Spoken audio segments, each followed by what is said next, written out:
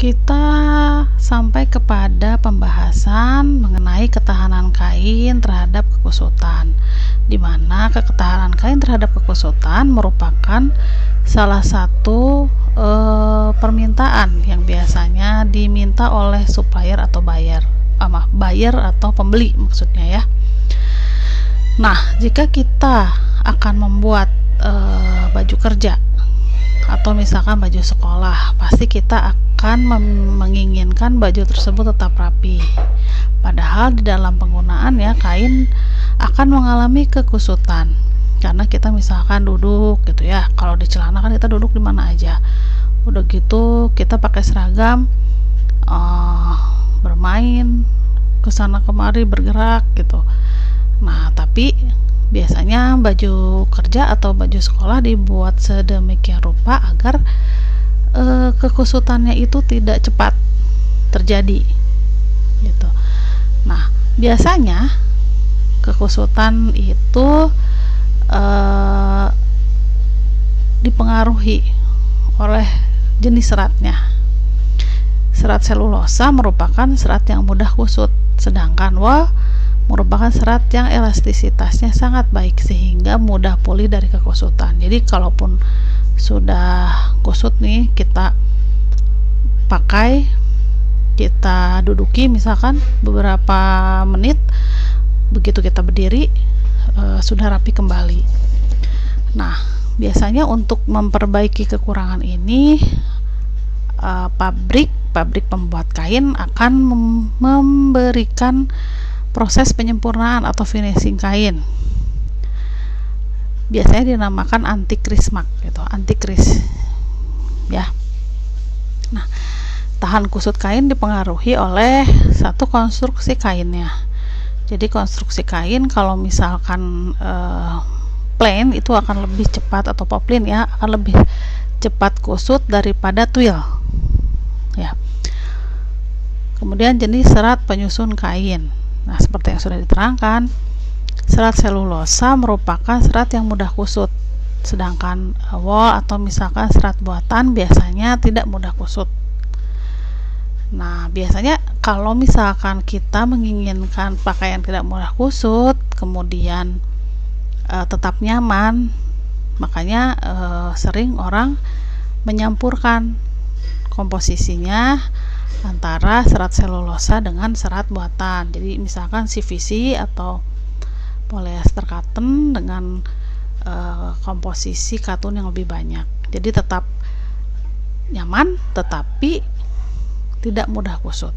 Nah, kemudian untuk memperbaikinya juga diberikan chemical atau cat pada saat proses finishing. Biasanya itu anti-crease mark ya. Nah, kemudian stabilitas dimensi kainnya, dimana untuk kain-kain yang stabilitas dimensinya baik, maka sifatnya akan lebih tahan kusut dibandingkan dengan serat yang stabilitas dimensinya jelek. Kita bisa melihat bahwa serat polyester biasanya memberikan stabilitas dimensi yang kurang baik. Nah, maka dia akan lebih tahan kusut. Sedangkan kalau kita membeli cotton atau rayon, apalagi rayon ya, karena rayon itu stabilitas dimensinya lebih jelek daripada katun, maka pada saat pemakaian kita memakai rayon akan cepat sekali kusut. Nah, kemampuan kembali kain dari kekusutan adalah sifat dari kain yang memungkinkannya untuk kembali dari lipatan. Jadi kalau misalkan kita duduk lama-lama nih, ada yang terlipat, kemudian kita berdiri. Nah, kalau lipatannya itu gampang kembali ke tempat semula atau menjadi rapih kembali, nah dikatakan kain itu tahan terhadap kusut atau kembali dari kekusutannya itu baik. Nah, jadi ada dua istilah yang digunakan dalam pengujian ini, yaitu satu, ketahanan terhadap kekusutan, dan dua adalah kembalinya dari kekusutan atau crease recovery. Jadi kalau ketahanan terhadap kekusutan seperti kain polyester atau kain wol tadi, dia tahan terhadap kekusutan. Jadi bagaimanapun dia tidak akan kusut. Nah, tapi kembali dari kekusutan, kita buat kain tersebut kusut, kemudian kita uji seberapa cepat dia kembali ke kekusutannya. Nah, untuk menguji ketahanan kusut, kita mengukur kemampuan kain untuk kembali dari kekusutan atau kita sebut crease recovery. Ya, semakin jelek crease resistennya, maka jelek pula crease recovery-nya. Atau dengan kata lain, kain tersebut mudah kusut. Pemilihan bahan tekstil atau kain pada perdagangan secara umum dilakukan dengan memegang dan mencoba memakai kainnya. Biasanya kalau kita datang ke toko terus kita menanyakan akan membuat mukena, mukenanya ingin halus atau drapnya bagus, ingin dingin, ingin nyaman. Nah, biasanya penjual toko itu akan memberi beberapa pilihan, misalkan dengan memberi pilihan bahan rayon. Nah, bahan rayon kan dingin, jatuh ya, drapnya bagus atau langsanya bagus, kemudian dia lembut. Tapi ada juga yang memberikan cotton, karena cotton itu kekusutannya lebih baik dari rayon. Nah, itu tinggal kita memilih. Namun apabila kita memesan sebuah kain, biasanya kita kan sudah mengetahui apa sih yang diinginkan oleh pembeli. Nah, pada saat kita memegang, merasakan gitu, sebetulnya kan kita sedang menilai beberapa sifat kain secara subjektif berdasarkan kepekaan tangan, ya. Karena kerelatifannya tersebut, nah, maka diciptakan suatu standar pengukuran, termasuk dalam hal ini kekakuan kain dan tahan kusut kain. Nah, selain uji kekakuan, kenampakan, kilonya, kehalusannya, kekasaran, dan mutu drapnya atau kelangsayanya, pengujian tahan kusut merupakan salah satu pengujian yang penting dilakukan. Sifat yang disebutkan tadi merupakan sifat yang cukup penting untuk suatu pakaian ditinjau dari segi kenyamanan tujuan akhir pemakai. Jadi kita harus memasukkan standar sifat-sifat tadi ya, kehalusan, kekasaran pada kualitas suatu kain. Pengujian kekusutan atau crease recovery test. Tujuannya adalah untuk mengetahui kemampuan kain pulih dari lipatan dengan menindih contoh uji dengan berat dan waktu tertentu hingga membentuk lipatan. Nanti akan saya jelaskan bagaimana cara menguji dan berat yang digunakan dan berapa lama. Kemudian apa yang akan kita dapatkan. Metode pengujian yang sama-sama akan kita pelajari adalah SNI ISO 2313-2011. Kita akan menggunakan alat yang bernama Shirley Crease Recovery Tester. Peralatan untuk menguji Crease Recovery Test. Pertama, mesin uji Shirley Crease Recovery Tester. Kemudian beban penekan 10 Newton atau 1,019 kg. Busur derajat pengukur sudut kembali dari lipatan. Nah, biasanya busur derajat ini sudah menyatu dengan mesin uji Shirley Crease Recovery ini ya. Kemudian lempeng pemegang contoh uji. Nanti ini akan digunakan pada saat kita sudah melihat contoh uji menjadi dua. Kemudian dimasukin ke lempeng pemegang contoh uji. Jarum penunjuk atau skala, gunting untuk memotong contoh uji, pinset untuk memegang contoh uji sebelum dimasukkan ke lempeng pemegang contoh uji, kemudian mistar untuk mengukur contoh uji.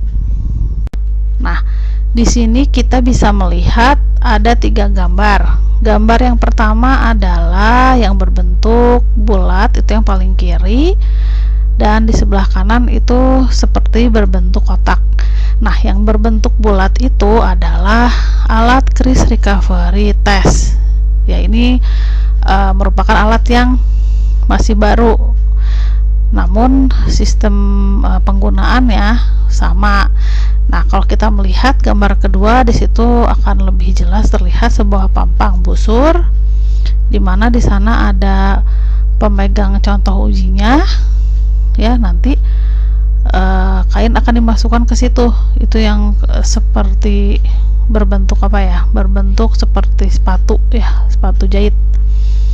Nah, di bawahnya itu yang vertikal ya. Yang vertikal itu penunjuk arah, penunjuk derajatnya. Nah, kita kembali ke gambar pertama. Di sebelah kanannya itu selain ada alat untuk mengukur sudut kekakuan, di sebelah kanan itu yang seperti kotak, di atasnya itu adalah beban yang digunakan. Jadi nanti itu ada dua buah kotak ya, sebetulnya nanti itu akan dibuka, kemudian kain akan dimasukkan ke tengah-tengahnya, kemudian dijepit gitu. Nah, gambar yang ketiga, kita beralih ke gambar yang ketiga. Nah, ini adalah gambar yang lebih jelas karena di dalamnya itu yang biru adalah kain. Jadi setelah kain dilipat dua kemudian ditindih, setengah dari kain dimasukkan ke alat pemegang kain uji, kemudian ujung lainnya dibiarkan terbuka. Nah, nanti kita akan mengukur berapa derajat sudut kekusutannya. Cara pengujian. Pertama, kondisikan kain yang diuji di dalam ruang standar pengujian agar menjadi stabil. Kemudian pastikan contoh uji diambil minimal 50 mili dari pinggir kain. Pastikan pula kain tidak kusut, atau jika ada kain yang ada lipatannya, ya kita tidak boleh menggunakannya karena nanti akan mempengaruhi hasil gitu. Kemudian langkah ketiga, menggunting kain yang akan diuji dengan ukuran 4 dikali 1,5 cm ke arah pakan dan lusi. Jadi nanti kita akan mengujinya kedua arah, yaitu ke arah panjang atau lusi dan ke arah lebar atau pakan, masing-masing 4 contoh. Jadi kita mengambil 4 contoh kain. Langkah yang keempat, lipat contoh uji menjadi 2 bagian ke arah panjang. Bisa terbayang ya, jadi kalau misalkan 4 dikali 1,5, setengahnya itu berarti 2 dikali 1,5, jadi harus tepat sama panjang. Kemudian jepit contoh uji dengan pinset dan letakkan di bawah beban penekan 10 Newton dengan dibiarkan selama 5 menit. Jadi tadi yang alat yang kotak itu dimasukin ke tengah-tengahnya, biarkan selama 5 menit. Nah, setelah 5 menit ambil salah satu ujung kain contoh uji dengan pinset. Jadi kan pasti setelah 5 menit itu, setelah dibuka penjepitnya, pasti si kain tersebut akan membuka dengan sendirinya. Nah, salah satu ujungnya kita ambil dengan pinset, kemudian dimasukkan ke dalam penjepit pada alat kris recovery tadi. Nah, seperti gambar yang di samping itu ada pemegangnya ya dengan sekrup. Nah, salah satunya dimasukkan ke sana, kemudian salah satu sisinya akan menjuntai ke bawah segaris dengan garis petunjuk vertikal dan kemudian diamkan selama 3 menit. Nah, dalam 3 menit ini nanti si kainnya akan membuka. Nah, setelah 3 menit, contoh uji yang menjuntai diatur kembali posisinya segaris dengan penunjuk vertikal. Jadi penunjuk vertikal itu yang seperti apa ya, hook di sini nih, yang di bawah. Nah, itu jadi kayak seperti kain dengan penunjuk vertikalnya itu kena, tapi tidak membuat si kainnya itu bergeser ya. Itu hanya untuk mengukur saja. Nah, baca penunjuk sampai derajat terdekat dari busur derajat. Jadi kan si penunjuk vertikalnya itu akan menunjukkan skala yang ada di bawahnya gitu. Jadi kita dengan mudah membaca derajat terdekat dari busur derajat. Kemudian langkah terakhir adalah pengujian dilakukan untuk lipatan arah muka dan belakang kain. Jadi pakan kita bikin 4 contoh. Kemudian ada depan, ada depan dan ada belakang. Jadi nanti hasilnya ada 8 ya. Yang lusi sama, yang pakan sama.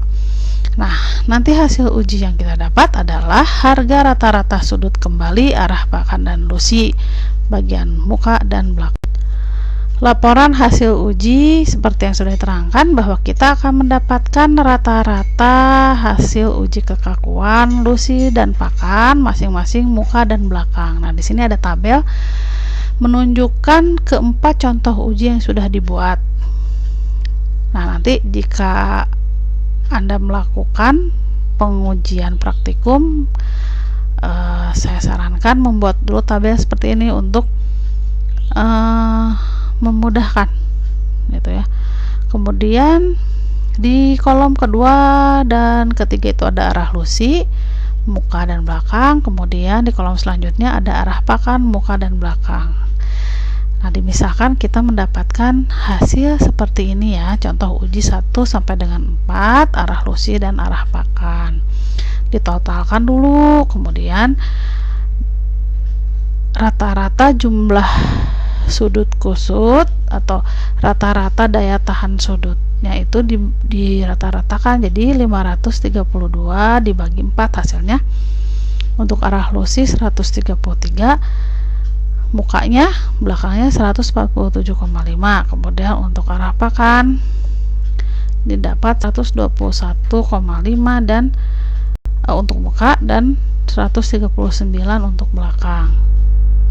Nah, bagaimana sih cara menilainya? Apakah sudut yang sudah dihasilkan tadi masih baik atau tidak? Jadi, skema penilaiannya dilihat dari sudut kusut.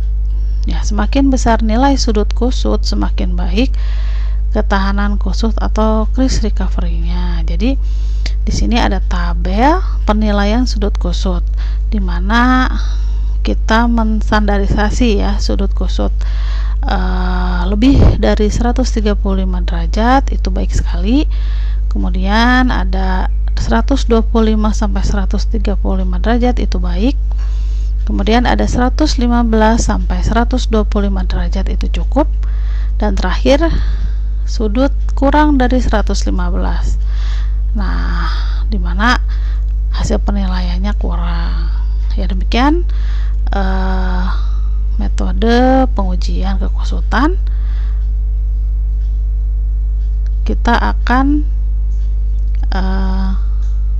melanjutkan kembali nanti ya setelah ini ke daya tembus atau ketahanan udara pada kain.